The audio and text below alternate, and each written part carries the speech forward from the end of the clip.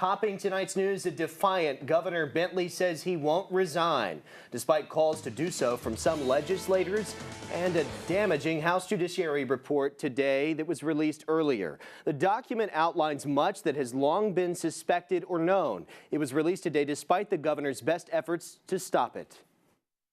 Despite a morning plea for a halt on the release of the 131-page document, the year-long investigation ends with excruciating detail about what the committee calls Bentley's, quote, obstructive tactics into their probe.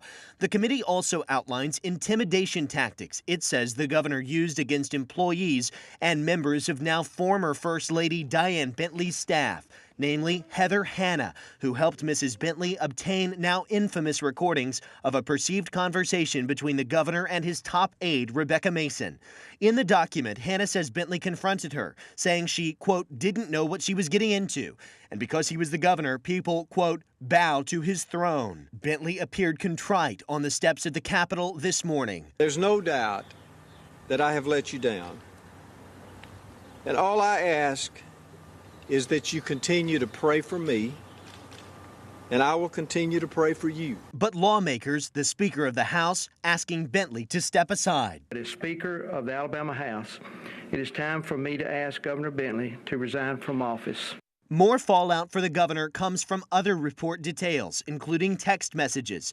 One sent to Diane Bentley that said, quote, I love you, Rebecca.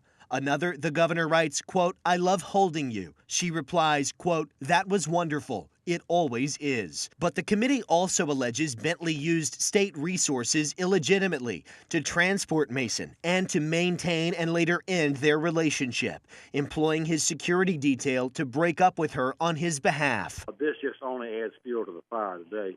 I would be a reasonable person would resign and try to find some kind of plea bargain to try to not be prosecuted.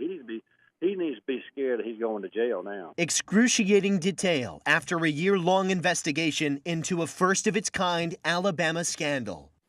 A temporary restraining order filed late in the day would halt impeachment efforts scheduled to begin Monday, were it not for an emergency appeal to the Alabama Supreme Court asking to be allowed to move forward. All of it capping a hectic day in the state capitol.